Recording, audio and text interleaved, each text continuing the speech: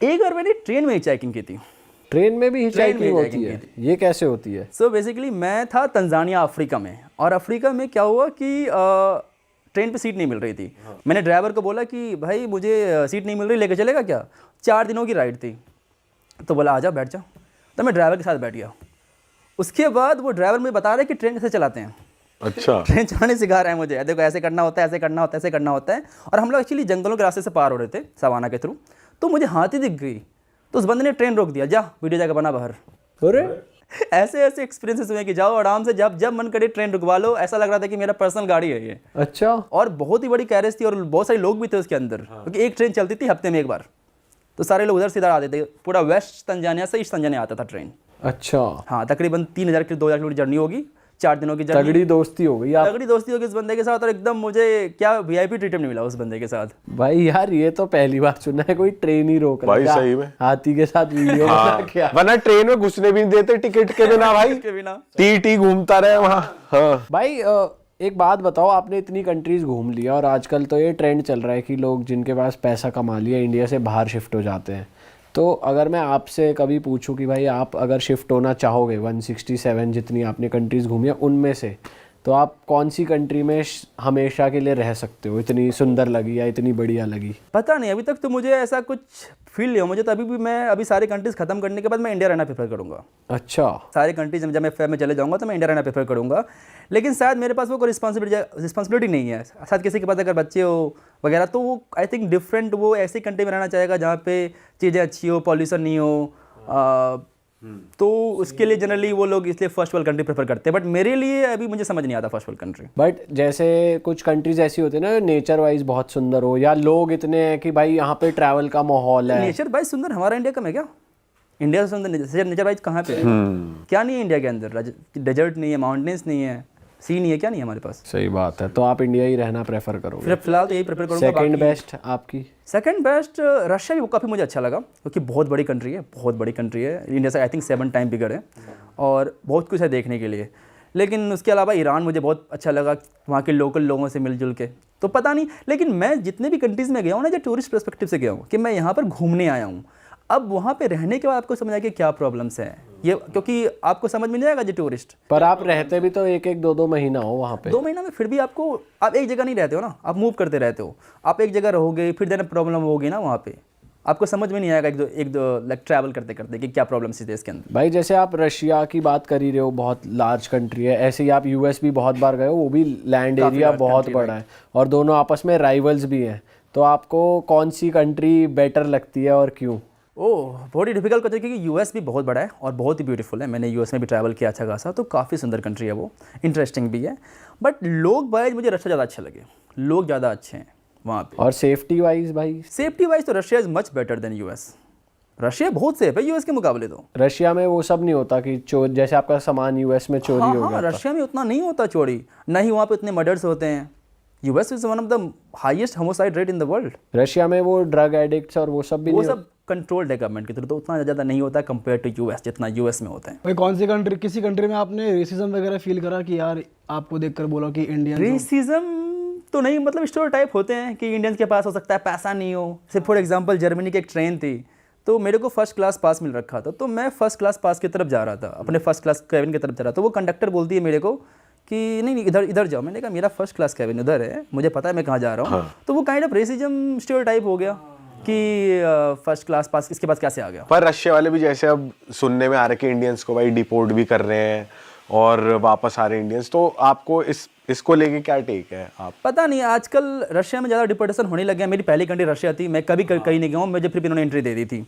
लेकिन I think main reason है कि वॉर वाला सीन अभी जो है रशिया के अंदर, जो वॉर चल रही है नहीं चल रही, आई थिंक वो रीजन हो सकता है कि वो डिपोर्ट कर रहे हैं। हाँ, वैसे इंडियन से प्यार करते हैं रशियंस, बढ़िया। हाँ प्यार करते हैं, लेकिन एक बार ये है कि एक बार जहाँ पे हम लोग ज़्यादा पहुँच जाते हैं, फिर वहाँ पता नहीं प्यार हमारा घट जाता है हमारे प्रति। पता नहीं, हर जगह से देखा है मैंने। ये थाईलैंड वगैरह में भी जो 8 साल पहले जो इज्जत थी, अब नहीं रही वो इज्जत। भाई ऐसी कोई कंट्री या सिटी जहाँ पर आपने बिल्कुल भी एक्सपेक्ट नहीं करा हुआ यहाँ पे तो इंडियंस होंगे नहीं, और आप वहाँ पहुँचे और आपको वहाँ भी मिल गए, ऐसी कोई कंट्री है? बहुत सारी जगह थी। अफ्रीका में पता नहीं आपको हर जगह इंडियंस मिलेंगे, and Indians is the richest community there. Africa के सारे कंट्री में इंडियंस हैं और सबसे ज़्यादा रिच इंडियंस ही हैं। अच्छा, कौन से पार्ट में आपको दिखे इंडियंस? पूरा जो ईस्ट अफ्रीका है गुजराती चलाते हैं। अच्छा, हाँ हाँ, क्या क्या बिजनेसेस कर रहे हैं सारे Indians? बिजनेस उन्हीं के हैं मोर और लेस। अफ्रीका की सबसे बड़ी ट्रैवल कंपनी इंडियन है। अरे गुजरातियों को मानना पड़ेगा। हाँ, इंडिया में तो कर रहे हैं, इंडिया के बाहर भी इंडिया तगड़ा के बाहर ही बिजनेस कर रहे हैं। अरे एक आइलैंड है जंजीबार, वहाँ पर उनकी जो लैंग्वेज है इंग्लिश है, इंग्लिश और स्वाहिली बोलते हैं। Third biggest language is Gujarati, not Hindi, Gujarati. हर जगह गुजराती में आपको लिखा दिखेगा। तो ऐसी है लाइक गुजराती पॉपुलेशन इंडिया के बाहर, स्पेशली इन अफ्रीका मुझे देखा हाँ, बहुत ज़्यादा रिच कम्युनिटी है वो लोग। भाई आपकी ना एक वीडियो बहुत वायरल हुई थी इंस्टाग्राम पे, आप एक जगह पे थे, one of the coldest cities in the world, जो -60 डिग्रीज थे। Right. तो वो एक्सपीरियंस कैसा था, वो बताओ। बेसिकली क्या था कि मैं इसमें 17 साल या 18 साल का हूँगा मैं। तो मैंने एक्चुअली एक प्लान बनाया था कि मैं इंडिया से हिचाइक करूँगा साउथ अफ्रीका तक। अच्छा, तो मैं इंडिया से निकला, बांग्लादेश गया, फिर वहाँ से मैं म्यांमार गया, फिर म्यांमार से थाईलैंड, लाओस, चाइना, तो आप मंगोलिया। बॉर्डर्स भी हिचहाइक हाँ, करके बाय लैंड करके क्रॉस करता था। किसके साथ? ट्रक वालों के ट्रक साथ? वालों के साथ, किसी कार वालों के साथ, पैदल कर लिया। तो वो आपके पासपोर्ट देखते थे तो शौक नहीं होते थे कि ये ट्रक वालों के साथ आप क्या कर रहे हो? जनरली उनको कोई मतलब नहीं होता कि ठीक है जाओ, और हिचाइकिंग समझ में आ जाती है लोगों को मोर और लेस। मतलब इस एशियन कंट्रीज में भी समझ जाते हैं लोग। हाँ, ये जैसे आप थाईलैंड वगैरह में बांग्लादेश समझते जा नहीं। रहे हो तो वो हो सकता है ना समझते हो उस कॉन्सेप्ट। बांग्लादेश में बिल्कुल नहीं समझ रहे थे। उन्होंने क्या है, लिफ्ट नहीं देगा कोई। मैंने कहा देगा, रुको तो। तो एक ट्रक ड्राइवर ने मुझे पूरा बांग्लादेश लिफ्ट दिया था। अच्छा, ट्रक बंदे के साथ गया था, रात भर गाने चला चला के इंडियन गाने चला रहे थे। भाई तो पर जैसे बॉर्डर्स आप क्रॉस करते हो, चेकिंग नहीं होती ज्यादा? चेकिंग्स होती है। अब मेरे पास सारा प्रॉपर डॉक्यूमेंटेशन था ना। मैं ऐसे ही इंडिया से थोड़ी निकल गया था। मैं एकदम सब कुछ मैंने रिसर्च किया था कि नहीं, इस देश का चाहिए वीज़ा, इस देश का नहीं चाहिए वीज़ा, इस देश का वीज़ा यहाँ से मिलेगा, ये सब कुछ लेके मैं निकला था इंडिया से। अच्छा, तो किसी बॉर्डर पे आपको सबसे ज्यादा परेशान किया गया हो, कौन सा है वो? परेशान किया गया हो border, I don't think so. उस ट्रिप पे कभी हुआ था कभी कुछ ऐसा, लेकिन एक बार सर्बिया पहुंचा था तो हुआ था मेरे साथ कि बहुत ज़्यादा परेशान किया गया था। क्या हुआ था? कि क्यों यहाँ पर आ गए हो, तुम सच में ट्रैवलर हो या नहीं? क्योंकि इंडियंस जाते हैं ना सर्बिया, वहाँ से फिर यूरोप भाग जाते हैं। उसमें मेरे पास कोई स्ट्रॉन्ग वीज़ा नहीं था, नहीं मेरे पास US UK कोई वीज़ा था ही नहीं मेरे पास। तो उसकी वजह से उन्होंने मुझसे बहुत सारे सवाल वगैरह किए थे और सब कुछ एक एक चीज़ खोल के चेक किया था। तो ऐसा परेशान किया था उन्होंने मुझे। भाई वो आप बता रहे थे कोल्डेस्ट एरिया। Yes, coldest. तो मैं पहुंचा वहाँ से किर्गिस्तान, और किर्गिस्तान से मुझे लगा कि मुझे जाना है अब the coldest inhabitant place in the world. क्योंकि मैंने एक वो देख लिया था, डॉक्यूमेंट्री देख ली थी वहाँ की। एक डॉक्यूमेंट्री थी ऑस्ट्रेलिया के एक न्यूज़ चैनल ने बनाई थी। तो मुझे कहा वहाँ मुझे जाना है। और वहाँ से, क्योंकि मैं सारी लैंड जर्नी कर रहा था, मैंने फ़्लाइट नहीं लेने का कसम खा रखा था कि फ़्लाइट लूँगा ही नहीं मैं। तो वहाँ से तकरीबन 10,000 किलोमीटर था। मैंने कहा चलो चलते हैं। तो हिचाई करके निकल गया मैं एकदम। वहाँ से पूरा कजाकिस्तान क्रॉस किया, वहाँ से पूरा रशिया का एकदम मोस्ट ईस्टर्न पार्ट पहुँचा हिचाई करते करते करते, और एक सबसे बड़ी सिटी पहुँचा याकुत्स्क, जो कि दुनिया की सबसे कोल्डेस्ट सिटी है, कोल्डेस्ट बिग सिटी। -64 गया मैं टेम्परेचर वहाँ पे, ओ भाई साहब। -64। भाई कितनी लेस पहनी हुई थी आपने कपड़ों की? 7 या 8। ओ भाई साहब। उसके बाद वहाँ से और था 2000 किलोमीटर दूर, नथिंग, इसके बीच में कुछ था ही नहीं। अगर आप फ्रीज हुए तो गए आप।